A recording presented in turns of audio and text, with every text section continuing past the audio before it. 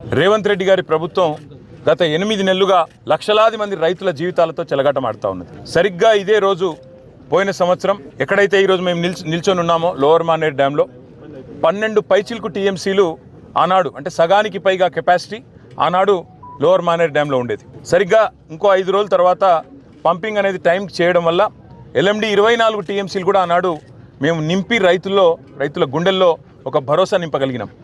కానీ ఈ సంవత్సరం ఇప్పుడే అధికారులతో మాట్లాడుతూ ఉంటే అధికారులు స్పష్టంగా చెప్తా ఉన్నారు, ఇప్పటికి 45% తక్కువ వర్షపాతం నమోదైంది ఈ సంవత్సరం. భవిష్యత్తులో సెప్టెంబర్ మాసం దాకా వర్షాలు కురిసే అవకాశం ఉన్నా దానికి గ్యారంటీ లేదు.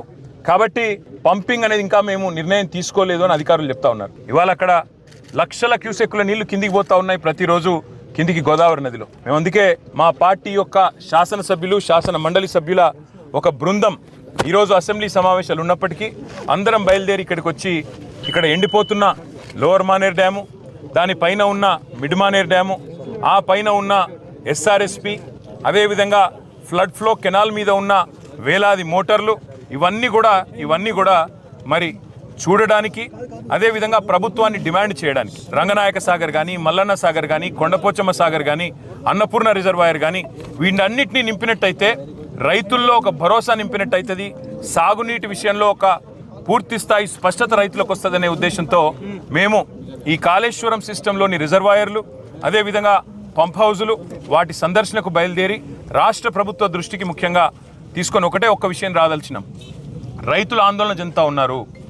మీరు రాజకీయపరమైన కక్ష పెట్టుకొని ఇవాళ పంపింగ్ స్టార్ట్ చేయకుండా కాళేశ్వరం స్కీమ్లో నీళ్ళు ఇవ్వకుండా మళ్ళీ రేపు ఒకవేళ ఈ తక్కువ వర్షపాతం నమోదైందని లేదా వర్షాలు పడలేదని తద్వారా రిజర్వాయర్లు నిండలేదని చెప్పి మీరు సాకులు చెప్పి రైతులకు, రాష్ట్రంలోని మరి ప్రజలందరికీ నష్టం కలిగించే ప్రయత్నం ఏదైతే చేస్తున్నారో ఇది మంచిది కాదు. ఇవాళ కన్నెపల్లి దగ్గర బ్రహ్మాండంగా మీరు పంపు ఆన్ చేస్తే ఈ అన్ని రిజర్వాయర్లు కూడా పైన 90 టీఎంసీలలో ఈరోజు కేవలం అక్కడ 23-24 టీఎంసీలు ఉంది శ్రీరామ్ సాగర్లో అని చెప్తున్నారు. తర్వాత మిడ్ మానేర్లో 5 టీఎంసీలు ఉన్నది, ఎల్ఎండిలో 5 టీఎంసీలు, అంటే 140 టీఎంసీలకు గాను ఈరోజు కేవలం మనకు 35 టీఎంసీలు కూడా నిండి లేదు. ఇంకా పెద్ద ఎత్తున పంపింగ్ చేసుకునే అవకాశం, వెసులుబాటు ఉంది. దాంతోపాటు మీరు మల్లన్న సాగర్లో 50 టీఎంసీలు, కొండపోచమ్మ సాగర్లో 15 టీఎంసీలు నింపితే కేవలం రైతులకే కాదు హైదరాబాద్ మహానగరానికి కూడా రేపటి మంచినీళ్ళకు కానీ, మార్గమధ్యంలో ఉండే వేలాది గ్రామాలకు, ఇతర జిల్లాలకు, నియోజకవర్గాలకు కూడా మంచినీటికి కూడా ఇబ్బంది లేకుండా మనం రేపటికి మేనేజ్ చేసుకునే అవకాశం ఉంటుంది. ఇవన్నిటినీ పక్కన పెట్టి రాజకీయపరమైన కక్ష, కేసీఆర్ గారిని బద్నాం చేయాలని చెప్పి మీరు 8 నెలలుగా చేసిన ప్రయత్నం అందరికి కనబడతానే ఉంది.